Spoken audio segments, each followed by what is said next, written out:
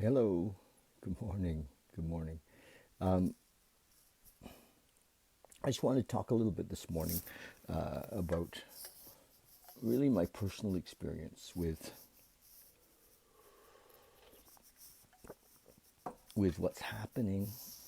um, what's happening out there with the results of what's happening with alcoholism and addiction in the world today, as I see it. And I'm by no means an expert, and I'm only talking from my personal experience. But so much focus this last little while has gone on what's happening with the virus, and so much focus has gone there that the world has changed drastically, and and mental illness in the form of addiction and alcoholism has been somewhat swept under the carpet in a bit. And I don't want to blame anybody or come out in any way against or for anything. I just want to share that a lot of people have been stressed and living in fear, greater than their normal fear, if you will, because of all of the news about this pandemic and stuff. And so what we've seen, um, a huge way that we seem to manage the thing that's happening in our society with alcoholism and addiction was through volunteer. And the volunteers were many in the 12-step program, and hundreds or thousands of recovered alcoholics and addicts have been in place to support the other, the new guys that are coming in, or the and what's happened over the last almost 6 months is that many of the churches that we use, many of the facilities that we've had have been unavailable, and there's been such a shift from the ability for us to meet and get together and support each other, and to help with the solution, which I talk about here every day, that just so much is falling through the cracks. And my personal experience, and that's all I can talk about. And I decided this morning to talk about it because it's so up right now.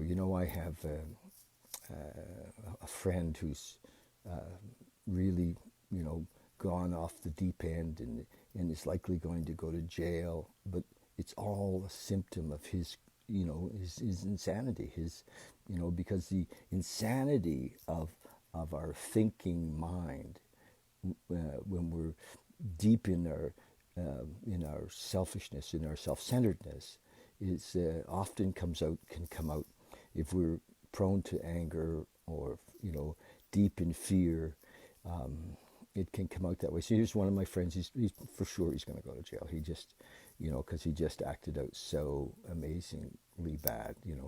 Bad. I don't know, but anyway, and I don't know what's right or wrong about that. I just want you to know. I have another friend that ended up in the psych ward last night. These are both really productive, amazing fellas in community not that long ago. And but their world has been shaken up so much, and it's just, the list is endless. This week I have talked to, already, today's Wednesday, I've talked to maybe 20 plus people who are in struggling. One fella called me, and he'd this university educated, beautiful man, had an overdose a couple of weeks ago, and literally died on his front lawn. and the paramedics were able to bring him back with the Narcan, but he'd gotten into some bad opiates and or too much of it, and society's like, well, fuck them, they deserve what they get, but it's your friends, it's your neighbors, it's happening all around us, and it's the numbers are huge.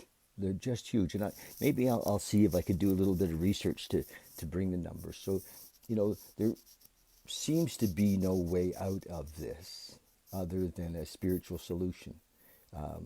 I've been in the world of working with addicts and alcoholics for 40 years when I first came into recovery, and I've done a ton of personal research. I really have, because I I wanted to have a spiritual solution, but I wanted to control it. And not unlike many of us, I was pretty self-centered, I wanted it my way. And so I did a lot of research and worked with a lot of people as well over the years, and have buried literally, hundreds of guys, just hundreds of guys. And it's just quiet because we don't talk about it. For sure, the last 6 months, the numbers in Alberta and in Canada, in the West, are way bigger than from dying from addiction and the symptoms of addiction. So suicide is often very much part of it. The addict gets to a hopeless place. Now, it's an interesting thing, because hopeless is not a bad thing if we have a solution. And because most of the 12-step world isn't as available as it used to be, a lot of it's still on Zoom, and we are now back into some of our rooms, or we found new spaces, and but the panic over the pandemic is driving, if we have a second wave, we won't be able to meet again, and people are dying. I'm serious, like way bigger numbers than from this COVID-19 thing. Way bigger numbers. It's just phenomenal. And in our local government, our local provincial government, they've talked about it a lot. They put a lot of money into it. They're trying to do something, but their hands are a bit tied, because their solution, unless it's their therapy results are very poor. And it's just not them, it's everybody, because dealing with the alcoholic and the addict with therapy, we're so full of shit, most of us, that we're not, therapy doesn't work for us. We don't tell the therapist the truth, because we don't know the truth. We're caught in the illusion. We're deep in our pain. So for the most part, traditional therapy doesn't work for the alcoholic and the addict. And what works is another alcoholic and an addict who has had recovery, who understands and is living a spiritually based life, to talk to the alcoholic, like happened years ago with Bill W. and Ebby T, and say, look, this is what worked for me. And Bill Wilson took that, and as a result of that, and in the beginnings of AA in 1930s, millions and millions and millions of people have had recovery, and families have been reunited and all kinds of things, but it still doesn't scratch the scratch. It's endless. We're not even, it really is a one-to-one work, or the groups. So I don't know, I want to ring the bell a little bit, for some of us, that it is unbelievable the size of the problem. It's unbelievable. And so the work that I'm doing, every day to do this reading is to touch a few people with, because we're dealing with the mind, and the mind says, no, I want to do it my way. The mind is, ego is very self-centered, very selfish, and very fearful, and very angry often. And so it seems like only love melts that. Now, we can't institutionalize love in a way. Although some of the treatment centers that I've been around lately here have done that. The Fresh Start is a very unbelievable, compassionate place, and so is 1835 and Simon House. These local treatment centers are very compassionate, and very loving and very open to this spiritual recovery program. And so I just wanted to share with it. I'm thinking, you guys tell me what you think.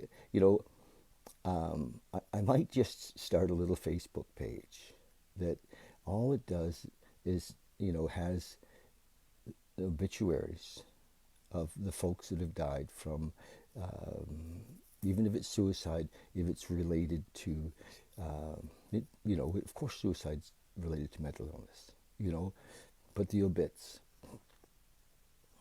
how many friends this year have some of us lost? Like, unbelievable. And we don't even get to go to their funerals because there isn't a funeral. It's we're caught in a bit of a spot. So that's all. There is a way out. I know there's a way out because I found it. I found it. And then my job is to turn around and shine the light so others can find their way out. But many just don't realize the size of the problem. And it's not up to the governments, right? It's up, to us. And the problem exists everywhere, every level of society, every income bracket, every, the Aboriginal community, everywhere. There isn't anybody that's exempt from this epidemic of mental illness, alcoholism, and addiction. So, and this is, where I love to do my work to help people find their way out of that. We can't drag them out, but we can kind of love them out. So that's it. That's why, I just, this morning there's so many right now this week, so many that have just popped out of nowhere. Guys that are right on the edge of dying, and some that are institutionalized right now. Because for us, what we recognize is, for the alcoholic or the addict who doesn't get recovery, it is there's only three options really. It doesn't get better. It doesn't get better. We can wish it. We can do whatever we want. It does not get better. It gets worse over any given period of time. If your brother, your sister, your mother, your father is an alcoholic or an addict, your son, your daughter is an alcoholic or an addict, it does not get better. It gets worse over any given period of time, and they either end up in an institution, where that doesn't mean that they're going to, they're going to still come back out. They either have to get recovery or they die. It's not, it's a fact. And so, those are the facts. And don't mean to scare you, but it's just, so if you have a friend, if you have, you're like, you don't know what to do with them, we understand. I get that, So, but I think awareness is important, and to take the stigma off. Still after all these years, we look at the alcoholic and we go, oh fuck, what are we going to do with him? Your uncle or your brother that isn't invited to the family functions anymore. And so this is, yeah. Normally I don't talk about these kind of things, and I'm focused more on the solution, and more towards talking to the addict or the alcoholic about the thought process, and so that they can see, so that we can see on a daily basis that we're not our thoughts, and we start to be aware of the fact that we can't manage our own lives because we're managing from selfishness and self-centeredness and fear and anger. And we see that, and that's the process out. Awareness is the process out. And then from that awareness, we begin to really understand, how it damages us, and we ask for help. We have to find a spiritual solution. Yeah.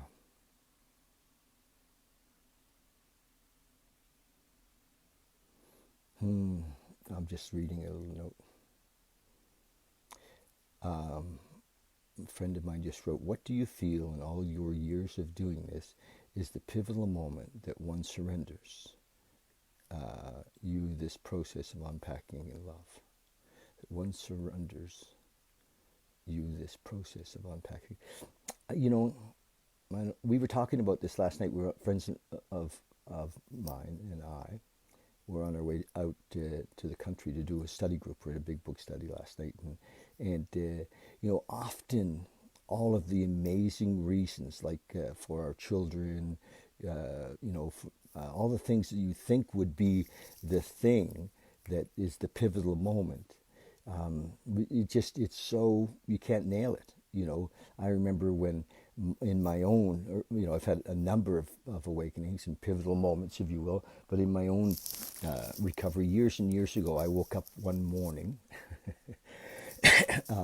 and really had a realization, like a crossroads moment. It was you know, where I thought, my gosh, you know, I am screwed. I don't. I woke up literally. I was young. I was only 25, but I was married, and I had a child, and fear just gripped me. It was like, oh my gosh, I have no skills. I have been drunk since I was 15, you know, and in the drug, you know, world, and I was just, I just had, I was so ill prepared. I didn't know, and I was so hungover, and I had, you know, I was so shame ridden and so embarrassed and so, you know, filled with fear and guilt. And I remember that morning, it was like, oh my God. But had my brother not been sober for almost 2 years at that time, and taking the patience and to spend time with me, he didn't push me, he just spent time with me. He bought me a big book, actually. He bought me this for Christmas, and I still have it. It's all beat up. It's an old one of my first big book, and he bought me this and gave it to me as a gift, but without judgment. And so I had some awareness of the 12-step world. I realized it was working for him, and you know, but in that moment, I didn't really have a full, like, okay, this is it. I'm going to change my life. I just thought if I went to the 12-step world, went to AA, I could get the heat off. Because this Linda, who was my wife, was leaving. She was smartened up, you know, and she was like, so that was kind of my first moment. It was like, but it wasn't, it, you know, I had no idea, none, that I would stay sober. You know, I couldn't imagine living a sober life. Like, I had no way of thinking that at that early stage, that what would it be like? I was scared to death, just petrified. I had not really been sober for years. Drinking and drugging was my medication. You know, I could not imagine living without it. So, but that was the turning point. You know, I didn't see it that day, but it was one of the first ones. And there have been many more, but that was one of the first ones. Good question, thank you. You know, and so if it's somebody in your life and you're wondering what's going to be the turning point, exposure helps. You know, if you have a brother or sister or mother or father, if you have somebody that in your life that you know, you want to help, you want to share with, you know, exposure helps. Getting them to see that, oh, there is a solution, you know, and that you are aware of it, you know, can help. And having somebody come and speak with them from a 12-step world, whether it's NA or CA or AA or SA or GA. I mean, these are all, there's so many different, you know, problems in the world that have been adopted these 12 steps as a way out to higher ground. Really, it is to higher ground, you know, and from the higher ground, the spiritual higher ground, we're no longer living in the muck of the of the guilt and shame and fear and anger and all of the things that we were living in before, and desire. I want, you know. The alcoholic is often, you know, frozen at 13 or 14 years of age emotionally, and we're just still stomping our feet and saying, I want, I deserve, I'm entitled to, you know. You know, it's painful to watch as we kill ourselves, you know, and so that's it. It's not. I just thought I'd bring it up and talk about it. And what do you think about that Facebook page of, you know, and where we just, you know, I know it's not going to be pleasant, but it could be a little digital place for us to, you know, to put the the names, the information of the people that have passed, so they're a cumulative exposure can bring attention to the problem, and out of that can come maybe a little more awareness and a little more possibility of bringing love to the solution, and anyway, I'm thinking about that. It's a bit of a project that I don't know if anyway, it's come up a number of times. We'll see. Okay, I'm here. We're going to read. What day is it? My gosh, I always do this. I don't know. I think it's the last day. Is it the last day of... It is September 30th. Hey, you guys. Yeah, I get it. Hi, Debbie. Yeah, it's hard, when mom and dad are, because it also, unless we get help, all that conditioning is there, that early childhood fear, that early childhood trauma stays there. And so finding our way to some sort of a relationship moment to moment with a higher power is what works. One of my friends that I was telling you about, who's in the psych ward last night and today, just went there. I'm also speaking with his wife, because his wife is scared. It's like, oh my God, what happened to my husband? He was a successful businessman, and this thing, boy, it just took him so fast, and he struggled and struggled over the last 3 years. But so he wasn't a street kid alcoholic. He really probably never became full on chronic until the last year or two, and in his 40s. So it can come late. It doesn't have to, often, I've met lots of people who didn't start drinking till they're in their 20s, like seriously. And then it just, boom, they were gone. Okay, September 30th, some of you might know this or not. I read this every day. This is a little 24-hour day book, and we've been reading it now, May, June, July, August, and all of September. So 5 months, and I had to count that on my fingers. Hi.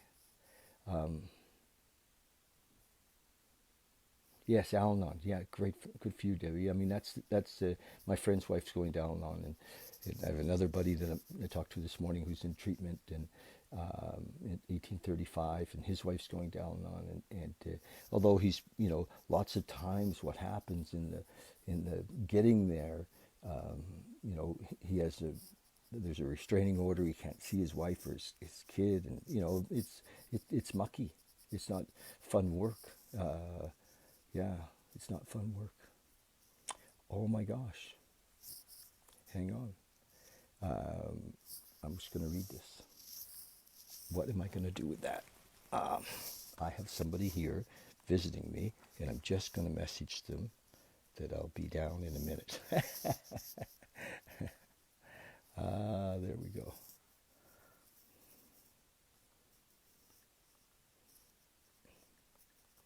There we go.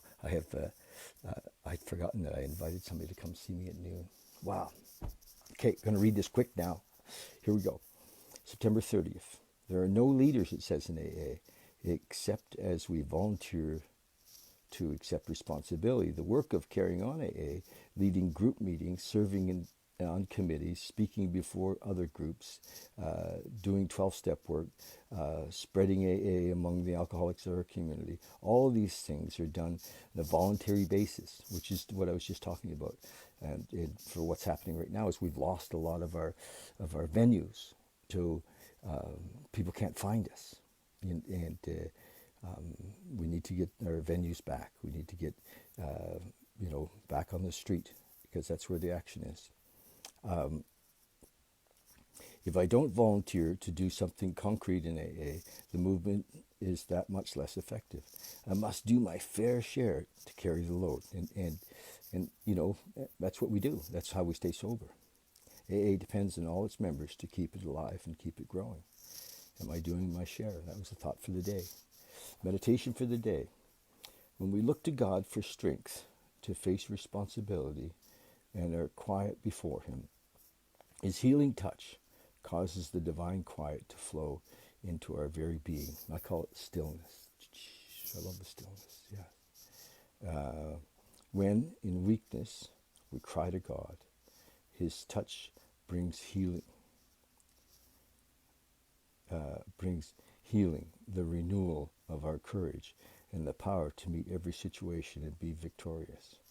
When you faint by the way or are distracted by feelings of inferiority, then rely on the touch of God's Spirit to support you on your way. Then arise and go forth with confidence. Beautiful. So like I said, this is written in 1954, and it's a thought for the day, meditation for the day, and a prayer for the day. And I'll read the prayer. I pray that I may lay myself open today in the healing touch of God. I pray that I may not falter or faint by the wayside, but renew my courage through prayer. Yeah, there's lots of work to do. It's not just, we don't get recovery and then kind of go back to our old life.